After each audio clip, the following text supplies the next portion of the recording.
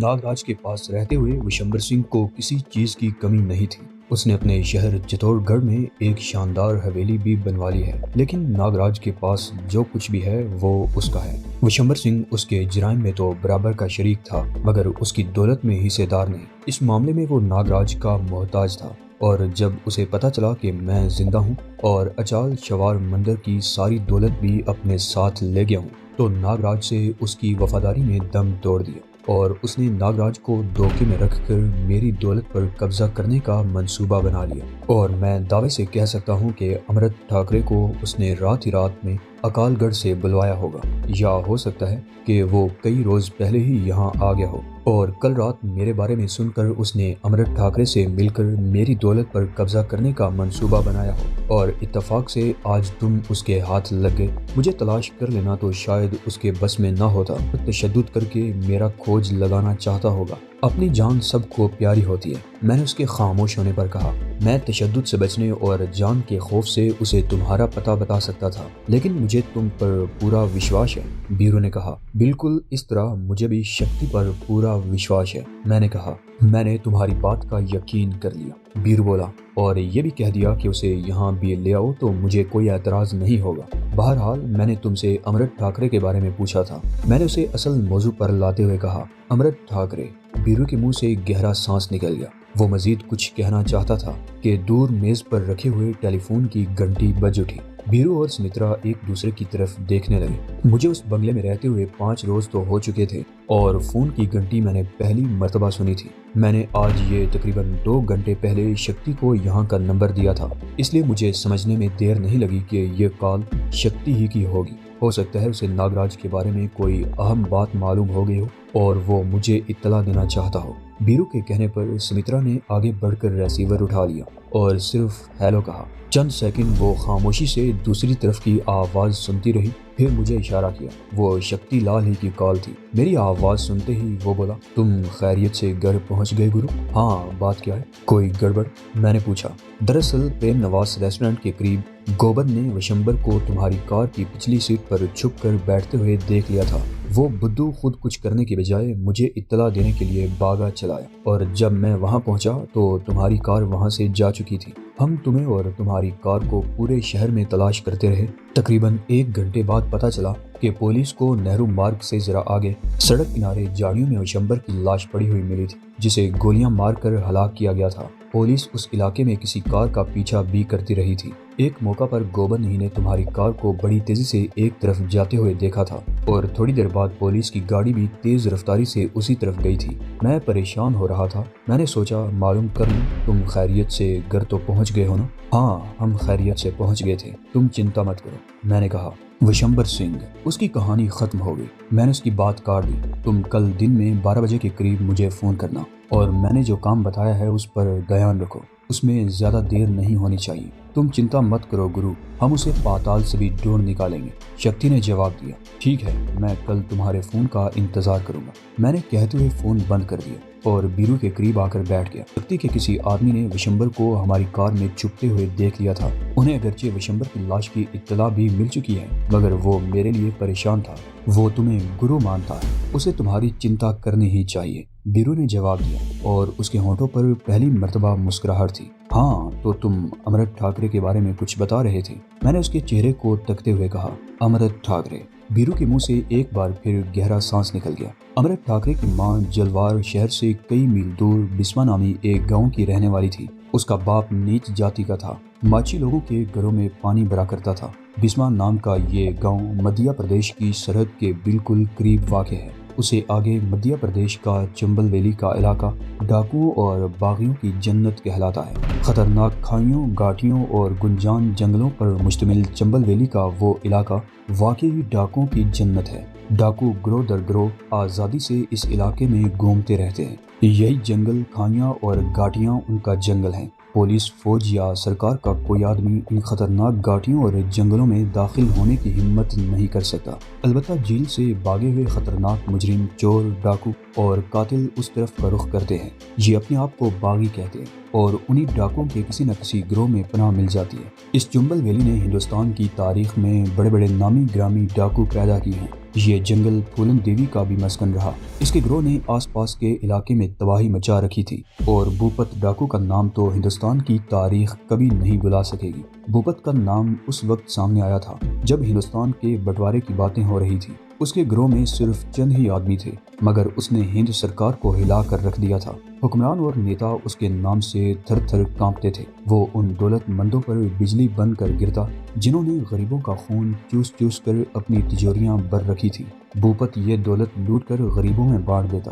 غریب اس سے بہت خوش تھے، وہ اسے بھگوان سمان سمجھتے تھے، اس کی پوجا کرتے تھے۔ بھوپت نے کئی برسوں تک ہندوستان میں دہشت پھیلائی رکھی اور جب ملک کا بٹوارا ہوا تو بھوپت اپنے ساتھیوں سمیت پاکستان چلا گیا، جہاں کچھ ہی عرصے بعد وہ مسلمان ہو گیا اور شرافت کی زندگی گزارتے ہوئے گمنامی کی موت مر گیا۔ ہم امرت ٹھاکرے کی بات کر رہے تھے، میں نے اسے یاد دلایا۔ ہاں، وہ میری طرف دیکھتے ہوئے بولا، بسما نامی اس گاؤں میں یوں تو بہت سی حسین لڑکیاں تھیں، مگر پدمنی رانی کے حسن و شباب کے چرچے دور دور تک پھیلے ہوئے تھے۔ میں نے اسے نہیں دیکھا، مگر سنا ہے وہ بہت حسین تھی۔ اگر ماشکی کی بیٹی نہ ہوتی تو کسی امیر گھرانے کی ہوتی تو واقعی رانی ہوتی۔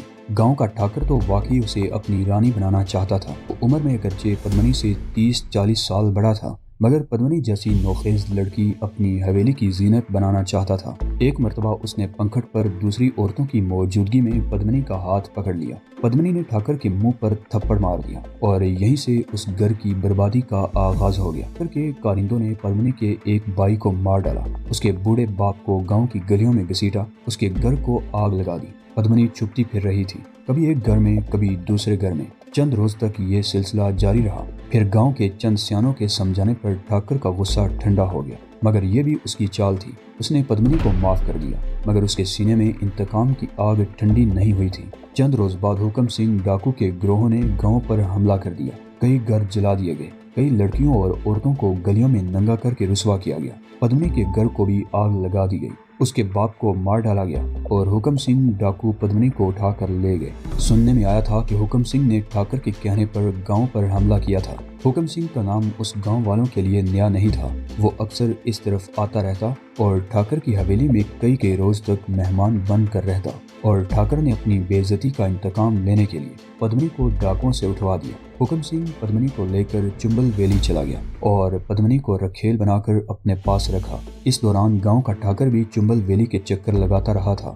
2 سال بعد سننے میں آیا کہ پدمنی کے ہاں بیٹا ہوا، اس کا نام حکم سنگھ نے امرت ٹھاکرے رکھا۔ یہ کہنا مشکل ہے کہ امرت ٹھاکرے کس کا بیٹا ہے، گاؤں کے ٹھاکر کا جو اکثر چنبل ویلی جاتا رہتا تھا، حکم سنگھ کا، یا اس کے گروہ میں شامل کسی اور ڈاکو کا۔ بہرحال امرت ٹھاکرے چنبل ویلی ہی میں پل کر جوان ہوا۔ اس سے 3 سال چھوٹی ایک بہن بھی تھی۔ امرت ٹھاکرے گندے خون کی پیداوار ہے، ڈاکوؤں میں پل بڑھ کر وہ ڈاکو ہی بنا۔ اسے رشتوں کے تقدس کا بھی کوئی احساس نہیں تھا، وہ مکمل طور پر ایک وحشی تھا۔ اسے پتہ ہی نہیں تھا کہ ماں بہن کے رشتے کیا ہوتے ہیں، عورت اس کے لیے عورت ہی تھی۔ امرت ٹھاکرے نے پہلی مرتبہ جنگل میں دوسرے گروہ کی ایک عورت کے ساتھ رات گزاری تو اسے پتہ چلا کہ زندگی کیا ہوتی ہے۔ دراصل اس عورت ہی نے اسے اپنی طرف مائل کیا تھا۔ امرت ٹھاکرے کئی روز تک اس عورت کے ساتھ جوانی کا یہ کھیل کھیلتا رہا اور پھر اس عورت کا گروہ وہاں سے کسی اور طرف کوچ کر گیا۔ امرت ٹھاکرے اس وقت 21-22 سال کا تھا۔ اس کے سینے میں ہوس کی جو آگ بھڑکا دی گئی تھی وہ الاؤ کی طرح پھیلتی جا رہی تھی، اور پھر ایک روز اس آگ کو بجھانے کے لیے اس نے اپنی جوان بہن کو دبوچ لیا۔ اگر اسے رشتے کی پوترتا کا پتہ ہوتا تو وہ ایسی حرکت کبھی نہ کرتا۔ وہ تو عورت کو عورت ہی سمجھتا تھا، جی بہلانے کا ایک کھلونا، لیکن اس مرتبہ وہ اپنے مقصد میں کامیاب نہیں ہو سکا۔ لڑکی کی چیخیں سن کر اس کی ماں باغی آئی اور بیٹی کو اس کے چنگل سے نجات دلائی۔ حکم سنگھ کو اس بات کا علم ہوا تو اس نے امرت ٹھاکرے کو دھند کر رکھ دیا۔ امرت ٹھاکرے وہاں سے بھاگ نکلا اور چھپتا چھپاتا راجستھان میں آ گیا۔ یہاں وہ طویل عرصہ تک ادھر ادھر مارا پھرتا رہا، کبھی کسی ٹھاکر کی چاکری کر لیا کرتا اور کہیں چوری چکاری سے کام چلاتا۔ کئی مرتبہ اسے اچھی جگہوں پر کام ملا، وہ ایسی کسی جگہ پر ٹکا رہتا تو آرام سے جیون گزر جاتا، مگر عورت اس کی سب سے بڑی کمزوری بن چکی تھی۔ اسے جہاں بھی موقع ملتا بھوکے بیڑیے کی طرح عورت پر ٹوٹ پڑتا۔ 2 سال پہلے اس نے مادھو پور کے ایک ٹھاکر کی بیٹی کو اپنی ہوس کا نشانہ بنایا۔ اس کی قسمت اچھی تھی کہ وہاں سے بچ کر باغ نکلنے میں کامیاب ہو گیا۔ ٹھاکر کے آدمی 1 سال تک اس کا پیچھا کرتے رہے مگر وہ بچتا رہا۔ 1 سال پہلے وہ اکال گڑھ پہنچ گیا۔ جب وہ ٹھاکر کی حویلی سے بھاگا تو بہت سی دولت بھی اڑا لایا تھا جو وہ بہت سنبھال کر خرچ کر رہا تھا۔ اکال گڑھ میں آ کر اس نے اس جگہ ٹکنے کا فیصلہ کر لیا اور اپنے ارد گرد 4 آدمی بھی جمع کر لیے۔ دولت اور عورت اس کی سب سے بڑی کمزوری ہے، وہ اس کے لیے سبھی کچھ کرنے کو تیار رہتا ہے، اور اب وہ یہاں آ گیا ہے۔ اس کی نظریں بھی میری دولت پر ہیں، اور وہ فکر مت کرو۔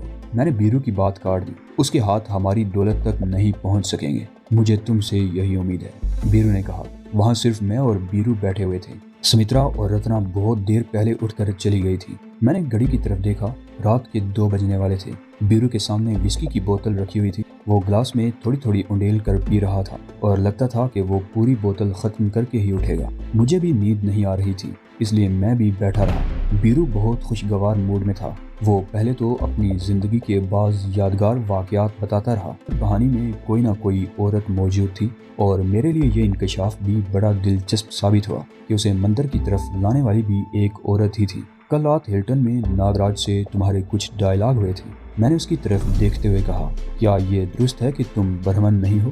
ہاں، یہ درست ہے، اور یہ بھی سچ ہے کہ میں ذات کا تیلی ہوں، بیرو نے جواب دیا۔ دھرم کا ٹھیکہ تو برہمنوں نے لے رکھا ہے، وہ دنیا بھر کے پاپ کریں انہیں پوتر ہی سمجھا جاتا ہے، اور ہم نچلی جاتی کے ہندوؤں کو تو مندروں میں گھسنے بھی نہیں دیا جاتا۔ ذات پات کا نظام صدیوں سے جاری ہے، لیکن آج بھی صورتحال وہی ہے جو 1000 سال پہلے تھی۔ مگر تم اتنے بڑے مندر کے پروہت کیسے بن گئے؟ میں نے پوچھا۔ یہ بھی ایک دلچسپ کہانی ہے، بیرو نے گلاس میں شراب انڈیلتے ہوئے کہا۔ میں گنگا نگر کا رہنے والا ہوں۔ میرا باپ ایک برہمن زمیندار کے کھیتوں پر کام کرتا تھا۔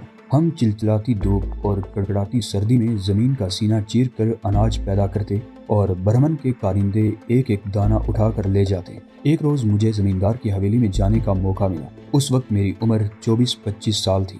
بڑا گبرو جوان تھا میں، یوں تو پہلے بھی حویلی میں جاتا رہتا تھا، لیکن زمیندار کی بیٹی کو اس روز میں نے پہلی مرتبہ دیکھا۔ نیلما کماری بچپن ہی سے شہر میں اپنے ماما کے پاس رہ کر تعلیم حاصل کر رہی تھی، اور ان دنوں گاؤں میں آئی ہوئی تھی۔ میں نے اسے دیکھا تو بس دیکھتا ہی رہ گیا۔ ایسی جوان اور حسین لڑکی میں نے پہلی مرتبہ دیکھی تھی۔ میں نے نظریں جھکا لی۔ ہم دونوں میں بہت فاصلہ تھا، ذات پات کا، دولت اور غربت کا۔ میں یہ فاصلہ طے نہیں کر سکتا تھا، لیکن یہ بعد میں پتہ چلا کہ نیلما کے سینے میں بھی پریم کی چنگاری سلگ رہی تھی۔ انہی دنوں نیلما کا بھائی وجے بھی آیا ہوا تھا، اور اسے اتفاق کہہ لو کہ اس نے میری چھوٹی بہن کو پسند کر لیا۔ میری بہن ریکھا بھی لاکھوں میں ایک تھی، اور وہ دونوں پہلے چوری چھپے ملتے رہے، انہوں نے شادی کر لی۔ مگر وجے کے ماں باپ نے میری بہن کو بہو تسلیم کرنے سے انکار کر دیا۔ اس کے ساتھ نوکروں سے بھی بدتر برتاؤ کیا جاتا۔ وجے نے محبت کے جوش میں ریکھا سے شادی کر لی تھی، لیکن وہ اپنے گھر میں اسے اس کا مقام نہ دلا سکا۔ میں اپنی بہن کی حالت دیکھ کر کڑتا رہتا، اور پھر میں نے طے کر لیا کہ وجے کے ماں باپ کو اپنے قدموں میں جھکا کر ہی رہوں گا۔ پہلے میں ڈر کے مارے نیلما کے ماں باپ کو پتہ چلا کہ نیلما کے پیٹ میں میرا گناہ پل رہا ہے تو وہ آگ بگولا ہو گئے۔ میرا خیال تھا کہ صورتحال کی نزاکت کو سمجھتے ہوئے وہ نیلما کو میری جولی میں ڈال دیں گے، لیکن بازی پلٹ گئی۔ انہوں نے نیلما کو علاج کے لیے شہر بھیج دیا اور مجھے مار مار کے ادموا کر دیا۔ میری پٹائی کرنے والوں میں میرا جیجا وجے بھی شامل تھا۔ یہ برہمنوں کی فطرت ہے، اپنے مطلب کے لیے وہ گدھے کو بھی باپ بنا لیتے ہیں۔ وجے میری بہن سے شادی کرنا چاہتا تھا تو اس نے میرے چرنوں میں سر رکھ دیا تھا۔ اس وقت نہیں سوچا تھا کہ ہم نیچ جاتی کے ہیں، اور جب ان کی اپنی بیٹی اس ڈگر پر چلی تو وہ لوگ مرنے مارنے پر تیار ہو گئے۔ وہ مجھے مردہ سمجھ کر چھوڑ گئے، مگر میں بچ گیا۔ 7 والے مندر کا پجاری اتفاق سے کھیتوں میں سے گزر رہا تھا، وہ مجھے اٹھا کر اپنے مندر میں لے گیا۔ وہ ہریجنوں کا مندر تھا۔ پجاری کو جب پتا چلا کہ میں کون ہوں اور میرے ساتھ کیا ہوا ہے تو اس مندر کے تہہ خانے میں چھپا دیا اور وید سے میرا علاج کرتا رہا۔ چند روز بعد پتا چلا کہ انہوں نے میری بہن ریکھا کو جلا کر مار ڈالا تھا۔ گاؤں کے کسی آدمی نے شہر کی پولیس کو اطلاع کر دی۔ پولیس آئی اور دعوتیں اڑا کر چلی گئی۔ پولیس نے بھی اس بات کو تسلیم کر لیا کہ رسوئی میں کام کرتے ہوئے ریکھا کی ساڑی میں آگ لگ گئی تھی۔ اسے بچانے کی کوشش کی گئی مگر کامیاب نہ ہو سکے۔ میرے سینے میں انتقام کا لاوا کھولتا رہا۔ ماں باپ بیٹی کا دکھ دیکھ کر پہلے ہی مر چکے تھے۔ بہن بھی مجھ سے چھن گئی۔ میں کئی روز تک ہریجنوں کے اس مندر میں چھپا رہا۔ تقریباً 2 مہینوں بعد تندرست ہو کر باہر نکلا تو میرا حلیہ بھی بدل چکا تھا۔ بڑے بڑے بال، بے ترتیب داڑھی، مونچھیں اور رخسار پر یہ زخم کا نشان۔ مندر کے پجاری نے بتایا کہ اب مجھے بیرو سنگھ کی حیثیت سے کوئی نہیں پہچان سکے گا۔ دراصل اس ہریجن مندر کا پجاری بھی برہمنوں سے چوٹ کھائے بیٹھا تھا۔ وہ میرے علاج کے دوران مجھے انتقام کے لیے اکساتا رہا تھا۔ تہہ خانے سے نکلنے کے بعد بھی میں کئی روز تک اس مندر میں رہا۔ اس دوران اپنے گاؤں کے کچھ لوگوں کو بھی دیکھا۔ वो लोग भी मुझे नहीं पहचान सके और फिर मैं साधु बनकर अपने गांव में आ गया। मैंने अपने गांव के मंदिर में डेरा जमा लिया। किसी को मुझ पर शुबा नहीं हुआ, कोई मुझे पहचान नहीं सका। मैंने मंदिर के पुजारी की सेवा करके चंद ही रोज में उसे अपनी मुट्ठी में कर लिया। 6 महीने गुजर गए। मैंने मंदिर में पूरे तौर कदम जमा लिए। इस दौरान जमींदार भी कई मरतबा मंदिर आया था और हर मरतबा उसने झुककर मेरे चरण छुए थे। और फिर एक रोज नीलमा भी शहर से वापस आ गई। वो हर दूसरे तीसरे दिन मंदिर आती थी। एक रोज मौका पाकर मैंने उसे बता दिया कि मैं कौन हूँ। वो बहुत खुश हुई। उसके दिल में मेरे लिए अब भी मोहब्बत थी और मेरे सीने में तो नफरत और इंतकाम का लावा खोल रहा था। उसे पता चल चुका था कि उसके घर वालों ने मेरे साथ और रेखा के साथ क्या सलूक किया था। उन्हीं दिनों गांव में मेला लगने वाला था और फिर मेले के दूसरे ही दिन मैं नीलमा को लेकर गांव से भाग निकला। हम पहले जयपुर और फिर वहां से जोधपुर आ गए, जहां मेरी मुलाकात नागराज से हुई। नागराज अनूपगढ़ का रहने वाला था। मैं पहले भी उसे जानता था। वो गांव के मोची का बेटा था। वो 9 उम्री ही में गलत रास्तों पर चल निकला था। एक मरतबा उसने गांव के एक किसान की बेटी के साथ बलात्कार करने की कोशिश की, मगर पकड़ा गया। पंचायत ने उसे गांव से निकाल दिया और हुक्म दिया कि आइंदा वो इस तरफ का रुख ना करे। इतना अरसा वो कहाँ रहा, मुझे उसका कुछ इल्म नहीं था, लेकिन जोधपुर में उसे एक मंदिर के पुजारी के बहरूप में देखकर मुझे हैरत हुई। मुझे इससे गर्ज नहीं थी कि वो क्या कर रहा था। उसने हमें पनाह दे रखी थी। मेरे लिए यही काफ़ी था। वो मंदिर ज़्यादा बड़ा नहीं था। उसके पिछली तरफ 2 कमरों के मकान में उसी की रिहाइश थी। एक कमरा उसने हमें दे दिया। दूसरे ही रोज इंकशाफ हुआ कि नागराज उस मंदिर को न सिर्फ कमाई बल्कि अयाशी का भी अड्डा बना रखा था। वो मंदिर में आने वाली खूबसूरत औरतों को बहला फुसलाकर पिछले दरवाजे मकान में ले आता और यहाँ उनके साथ बलात्कार करता और उन्हें धमकी देता कि जुबान खोली तो जान से मार डालेगा। मैंने ये भी महसूस कर लिया था कि नागराज नीलमा को बड़ी सुलगती हुई नजरों से देखा करता था और फिर एक हफ्ते बाद ही वो नीलमा पर पिल पड़ा। मैं उस वक्त मंदिर में था। नागराज को मंदिर से गायब होते देखकर मुझे उस पर शुबा हो गया। थोड़ी देर बाद मैं भी मंदिर के पिछले दरवाजे से मकान वाले हिस्से में आ गया। मेरी तवक्को के ऐन मुताबिक वो नीलमा को काबू में करने की कोशिश कर रहा था और नीलमा अपने आप को छुड़ाने के लिए मचल रही थी। मैंने कोई मुदाखलत नहीं की।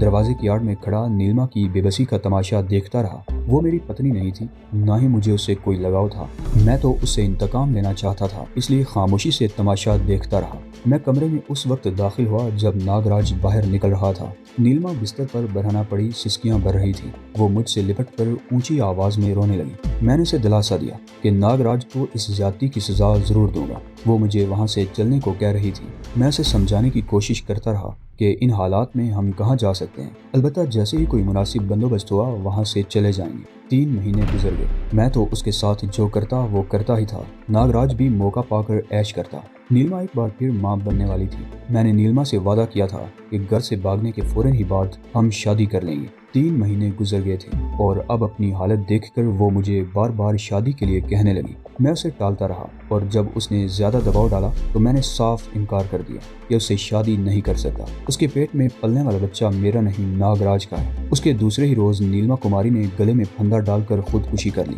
मुझे उसकी मौत का कोई अफसोस नहीं हुआ। नागराज ने अपने दूसरे पुजारियों की मदद से नीलमा की लाश को ठिकाने लगा दिया। चंद रोज बाद मैं भी वहां से निकल खड़ा हुआ।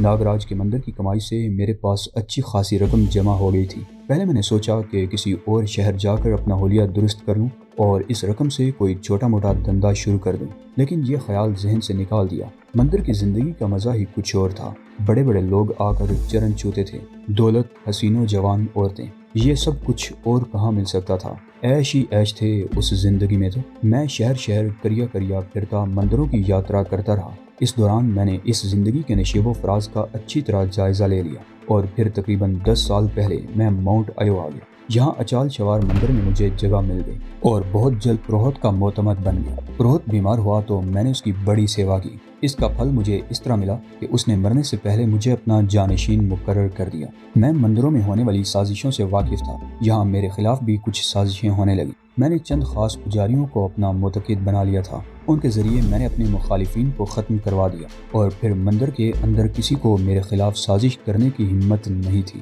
तकरीबन 1 साल बाद नागराज भी माउंट आयो पहुंच गया। उसने आदिनाथ मंदिर को अपना ठिकाना बनाया, अपने कदम जमाए और पुरोहित को कत्ल करके खुद आदिनाथ मंदिर का पुरोहित बन गया। उसके साथ ही उसने शोबदेबाजियां शुरू कर दी।